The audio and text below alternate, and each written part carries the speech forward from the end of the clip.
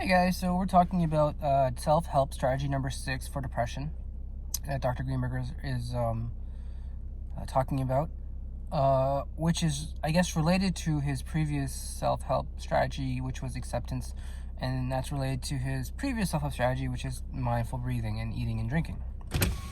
So, what is this mindfulness meditation he's talking about? Well, mindfulness meditation is a great way to practice mindfulness when meditating. What's important, though, is not what you meditate on, rather that you do it correctly. So I would, for example, when I was going through depression, I remember sometimes I would read a lot and then I would get into YouTube. It was almost like a meditation for me, like learning so much. It was a nice way to kind of relax, turn my brain off, and learn. With that being said, I started meditating by listening to the Quran in Arabic and having like a rosary. It's like an Islamic rosary. It's the same thing. It's just a rosary. It's Islamic, and just reciting and just saying Allah over and over again while listening to the Quran. It was a very meditative experience. Now, it was really interesting because I had a lot of images come to me and a lot of thoughts and a lot of positive feelings wash over me. And Greenberg gets into that later. The point he wants to make, though, here is that what you meditate about, whether it's Islam, positivity, your depression, choking on food, your family, your friend, the point is you have to learn to get your brain tuned into this new way of thinking. And it's not like a better way. It's simply a tool. Think of your brain as a toolbox, and this is a tool that you pick out. Like you need a hammer to put the nails in, or another tool like avoidance behavior. You need a screwdriver. That's simply what these tools are.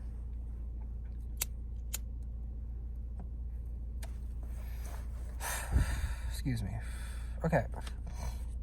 Just move on. I'm just going to move the camera up a little bit because my notes are a little down here. Okay. I'll just hold it. Hope you guys don't get... Oh, I hate when that happens. You see my finger. Okay. I'm still here. So, another strategy, okay, this is actually, I guess, his 7th strategy. I'm sorry, this is his, it's his 6th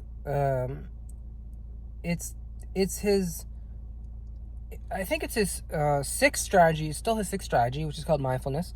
Mindfulness meditation, not mindfulness breathing, mindfulness meditation. And it is, how do I explain it?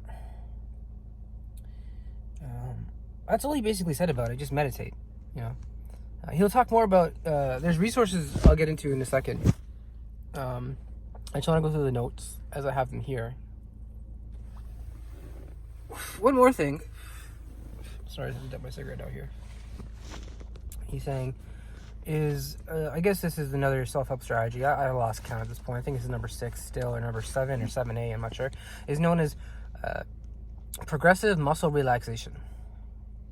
And so basically what you do is you tense and then alternatively relax your muscles, starting either from head to toe or toe to head, right? And the focus of this exercise, okay, the focus of why you're doing this, try to sit in a comfortable position, okay, is noticing how your body feels relaxed versus tense.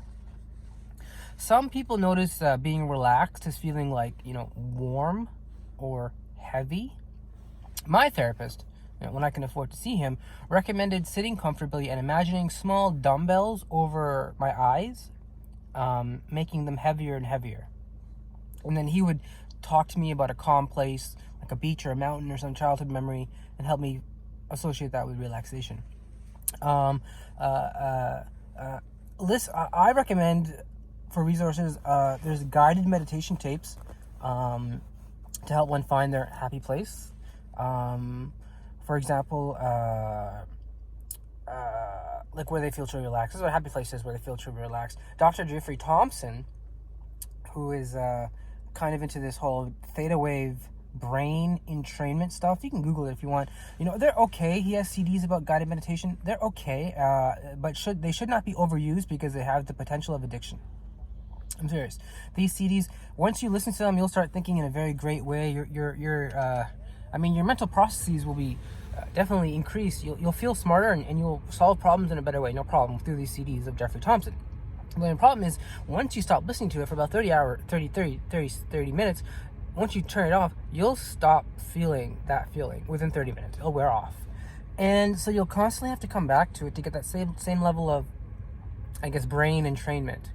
Because as soon as the music's off, you're listening to other things, and your brain just goes in different places. And at most you'll get is an hour and a half of the brain entrainment music, helping you meditate, helping you guide yourself. And it's good. I mean, I never really used it for anxiety in terms of specific phobias of choking. I used it more for like social anxiety. I would listen to it while going out, so I'd feel more relaxed, more calm. I'd feel like really smart, really like I know what I'm talking about. So there's no need for anyone to like potentially, judge me. The only problem is I'm not facing my underlying assumption, right? That is, right, that people are going to judge me anyway. That's a priori assumption based on just, right, nothing. Basically, well, it's based on things. They're overblown.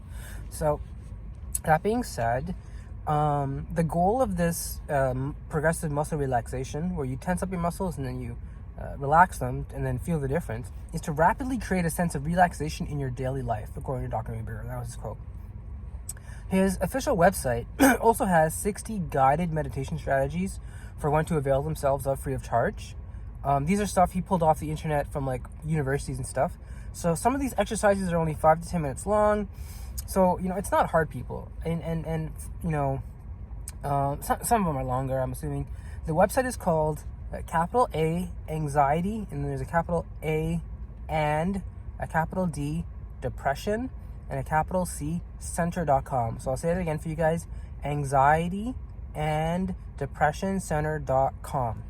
Right, and you scroll over to the center resources links, and you'll find like 60 self-help strategies specifically about progressive muscle relaxation. So that's really important. So his next self-help strategy, so this is number 7. Okay, so I guess the 6, this is number 7. And this is just going to be an intro into it. Okay, it's officially, he has a big word for it. It's called approaching avoided situations. Okay, and it basically is, it includes a tip. I'm just going to go over it briefly, like the intro of it. The worksheet of it, and he briefly described it, and then I finished my exposure. So I'm going to go over more of it, hopefully tomorrow. The beginning of it is that it helps people.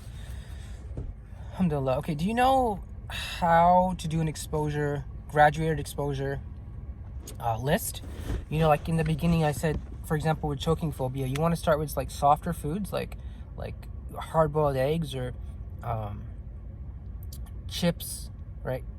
Or foods that you associate with your culture is delicious, so that your anxiety will kind of, be secondary to at least the food tasting good. The same principle applies with any sort of exposure. For example, dog phobia, looking at pictures of dogs, looking at videos of dogs, petting a dog, right, taking a dog on a walk.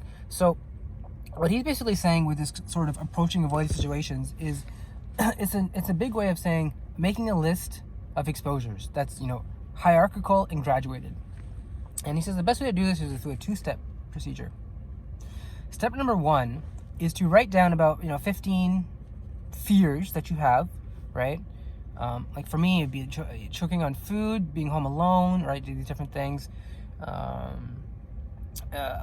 Fearing going to hell for being a Muslim. Different fears, right? Coughing, having a panic attack,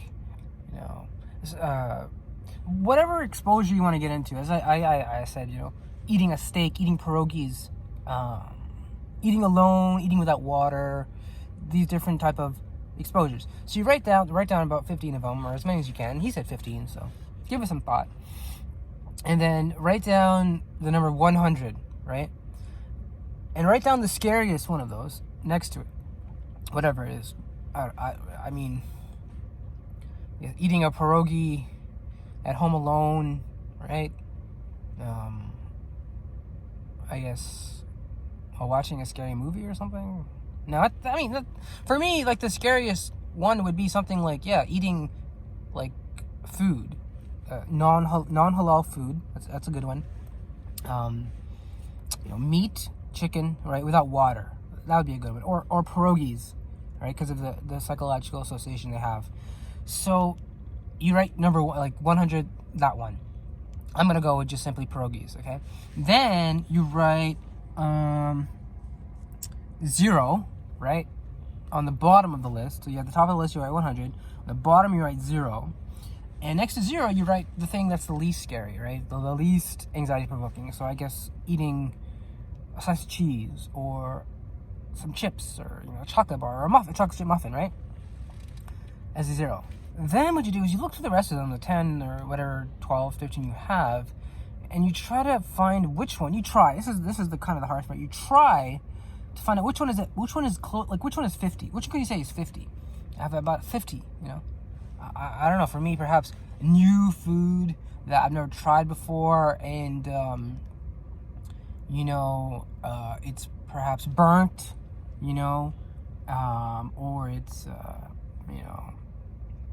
something that's cold, so it causes already this consternation, right? My OCPD likes everything to be the same and all that, so it's cold. Or for example, we could switch gear. We could talk about social anxiety as well. For example, going to the mall and just smiling to 5 people, or just saying hi to 5 people casually, right? That would be around 50. Then, what you do is you basically have a template for your graduated hierarchical exposure. And so it helps rank your fears in an easy and manageable way. So you can be like, all right, I'll start with 0, then I'll do 10, 20, and then you'll eventually see, right? The crucial step is number 2, trying to find the 50. When you find 50, then you'll be like, all right, I can gradually, I've put a name to the darkness, I put a name to the demon. All right, 50 is this, 0 is this, 100 is this, 60 is this. So then you work on those. So that's what's, he calls it, he calls it this big way, approaching avoiding situations. I'm calling it, it's basically a way to create a hierarchical graduated exposure list. Okay, so and I've been through exposure lists before. If you haven't really understood them by now, I think I just did a really good explanation of them. If you're still confused, PM me or Google it. It's really isn't that confusing. The point I want to make though is that there's a lot of strategies he's recommending. Right, we're up to 7. Thought records, activity schedules, right? Mindfulness breathing, mindfulness meditation, progressive muscle relaxation. I think I've missed 1 or 2. There's one more I missed. The point is, there's a lot of them you can avail yourself of. If this one isn't work for you, check out his others, my other videos. Check them out. They're all there. I would highly recommend thought records. Gratitude list is the last one. They're all there, and whichever one, if you're like, a different person, you'll be attracted to different things. Try one. If it doesn't work for you, try another one. Don't give up though, because he approaches the mental health in such a way that he kind of like knows what you're going through and what you're talking about, and it almost feels like he's almost been through anxiety. I don't know if he has or not. He talks like it though. He's so empathic. He has a lot of empathy in his voice. I think it's because he's kind of like the leader in his field and expert, and people turn to him for not only guidance, also for like anxiety relief. I'm sure people ask him, like, he's like the anxiety relief king. If someone asks him about anxiety, I'm sure he'll have some sort of good answer to give him, like at cocktail parties, and that helps a person's personality. So I'm gonna end it here. The video doesn't want to be too long here. Not much else going on in my day today. I have work in like an hour or so, and get ready. This is the video, and tomorrow we'll continue with his avoidance hierarchical behavior thing, and we'll hopefully get through that, and we can go on to, we're getting to the end. We're slowly getting to the end. As I said, this is one of the most important videos I've ever actually watched, and I felt the need to study it because it's really, really important. So I'll leave it at that. It went from a 0. It went to a 1. And I didn't really find an end to it.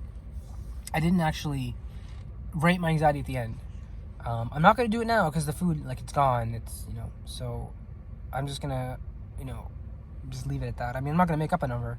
I'm just going to say, I don't know. It's a question mark at this point. I mean, so hopefully it doesn't blow up too hard. Because I am still doing the exposures. I'm just not rating the anxiety at the end. Like, I forgot today. And you're supposed to. So, I mean, I don't feel it changing too much. At the same time, though, you need to eat to really know. So, hopefully it won't go too high. I mean, if I feel like going too high during the day, I definitely have this plan in place where I do go and eat something. Just to tell my anxiety you're not in control over me, that I want to eat and I don't want you to like, not like I don't want you to live or I don't like you. That's, I mean, part of it. It's more of just like I'm a rational, healthy human being. And if I feel I'm getting sick, I need to take proper steps. That's kind of how I look at it. So with that being said, I'm going to end it here. All right, guys. Remember, guys, stay with it.